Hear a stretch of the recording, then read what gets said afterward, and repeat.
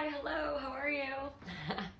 My name is Ariel Neidermeier. I'm an astrologer and I'm here to give you your January 2021 forecast. It's nice to see you all again.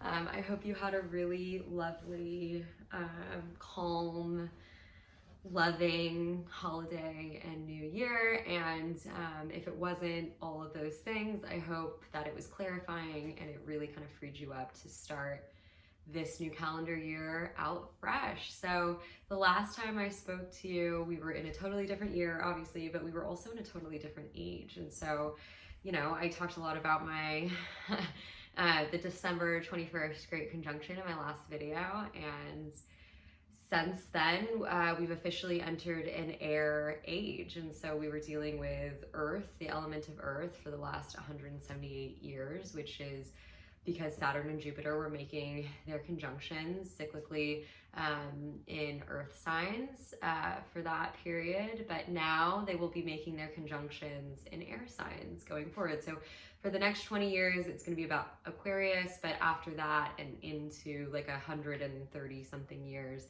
they will be making their conjunctions in the other air signs as well, so Libra and Gemini.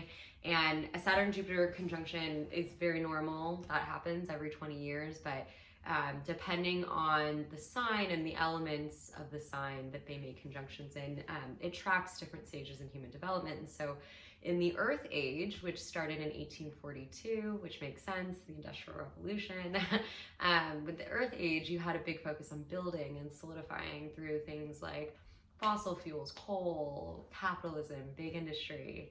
And now we're moving into the Air Age, so there'll be a focus on information, communication, ideas, and things like renewable energy, electric powered everything, questioning, rationality, technology.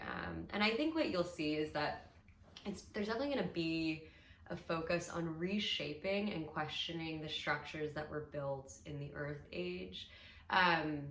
You know, for the next 20 years, the conversation is going to be really around creating structure. And when I say structure, I mean more intangible structure, because Aquarius is an earth sign, or Aquarius is an air sign, but Aquarius is Saturn ruled. And the planet of Saturn is the planet of rules, responsibilities, structures. But Aquarius goes about building structure in an air way. It's not so tangible as Capricorn, which is the builder. Aquarius wants to create structure around information. And so I think, you know, it's by no coincidence that the day of the Great Conjunction, you already saw like so much news coming out about data breaches. And so we're just going to continue seeing a lot more regulation take place around information and big data and things like that. Also around things like, you know, cryptocurrency and systems that affect, economies and money and everything like that. Again, around the time of the Great Conjunction, you also saw Bitcoin prices really going up. And yeah, so all that type of news and conversation is going to be really normal over the next 20 years. But so today I want to talk about Mars moving into Taurus on January 6th. So there's definitely still a big focus on Earth this month, and it's actually going to really challenge this new, fresh focus on Aquarius. So Mars is moving into Taurus on the 6th. I also want to talk about Mercury moving into Aquarius on the 8th, and then those two planets, Mercury and Mars, are going to square each other, which is something I want to talk about as well. And sort of this big conversation we continue to have about like, okay, it's time to update and up-level our approach, innovate. But I have, you know, there's kind of still a focus on the status quo and like a hesitancy to change with all of these planets in Taurus. So first things first, Mars and Taurus. So Mars is finally leaving Aries after 6 months. I mean, it was like in that sign for so long because it retrograded here and there. And anyways, Mars is now moving into Taurus.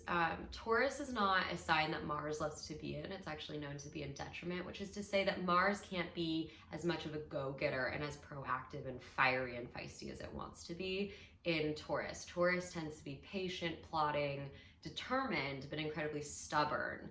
It's a very hardworking type of Mars placement, but it's the type of placement that like is not really open to changing their approach. They want to do things the way they've always done them, that they think is best. And so there's definitely this vibe of like working harder, not smarter sometimes with Mars and Taurus.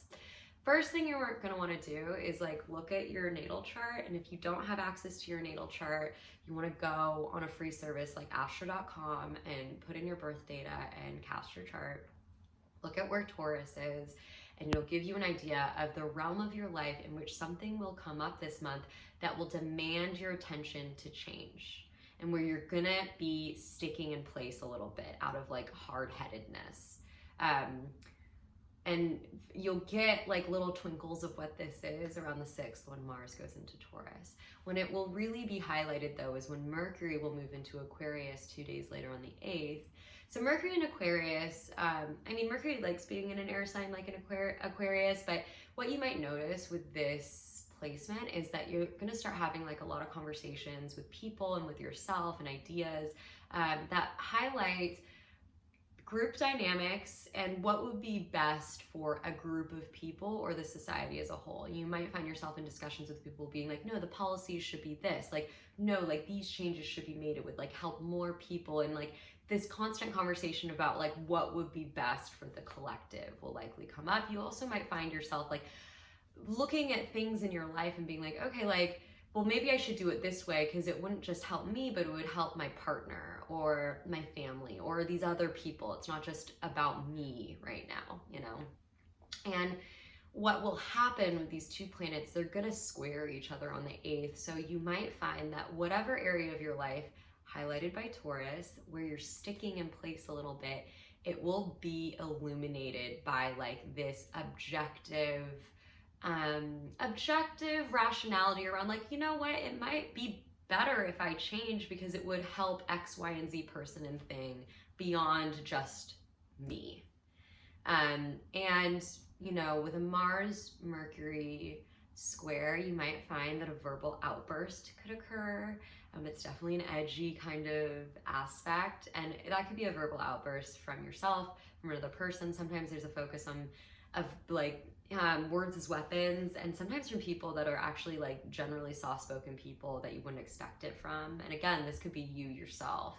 But yeah, the thing is like, just be mindful of what you say that day, how you say it, and who you say it to. Be gentle on yourself with whatever comes up. And I wouldn't say like lock yourself in the house, don't talk to anyone to avoid a conflict. But I think, you know, with this aspect, whatever does come up will probably need to come up. And I find with this aspect sometimes it's like a clarifying effect, and it's not something to be afraid of. Oftentimes it's something that you do need to talk about and talk it out. So it's good in the end, but be gentle. Okay, so on January 17th, this negotiation between like, okay, this area of my life I need to update and up level, and I'm stuck in place a little bit, and I want to do it the way I've always done.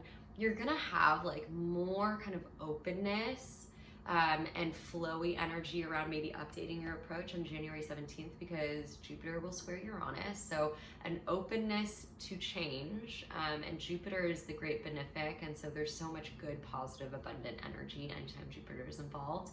If you continue though to really dig your heels in and not change, there definitely will be a crescendo to this whole conversation around change on January 20th, because that day Mars will conjunct Uranus. And so it's kind of like this energy of like gunpowder in the air, like shots will be fired if like you continue to maintain the status quo in the area of your life marked by Taurus. Okay, so yeah, I think it will be clear by January 20th what it is that demands your attention to change. On a macro level, that is also the day of the presidential election in the United States, and so it's definitely going to be a tense day. And the feeling there too will be, you know, like, I don't just want change, I want revolution. And feeling like the change that we're getting is maybe not enough will definitely be a vibe there. Mars and Uranus, generally in the past when they've aspected, there's been civil unrest, so you might see some protests breaking out. And I think, you know, this is going to be a theme that continues, because what we're really building towards is there's going to be a Saturn-Uranus aspect in February that will be a real challenge to the status quo, but like all month, Mars in Taurus is really going to challenge everyone's assumptions around change for most of the month. So something to keep in mind. Yeah, and I just hope that you have a wonderful beginning to your year, that it's exactly what you need, and that you feel the fresh new Aquarius energy. It's really meant to be something new. And you know, I think it's a really wonderful and amazing time to be alive, honestly. I know 2020 was no cakewalk, but to be able to witness the end of one era and the beginning of a new era is pretty amazing. So if nothing else, I hope that you find some kind of, I don't know, special feeling from that. And thank you so much for tuning in for another video. If you enjoyed this, please like and share. Catch me on Instagram on Spot the Witch. And whatever you want to see for these videos going forward, leave them in the comments of this video. You can leave them in the comments of my post on Instagram, but I definitely want to make this more interactive. So if there's something that you're looking for specifically, I'm happy to speak directly to the things that you need. Thanks so much, everyone, and I'll see you in February.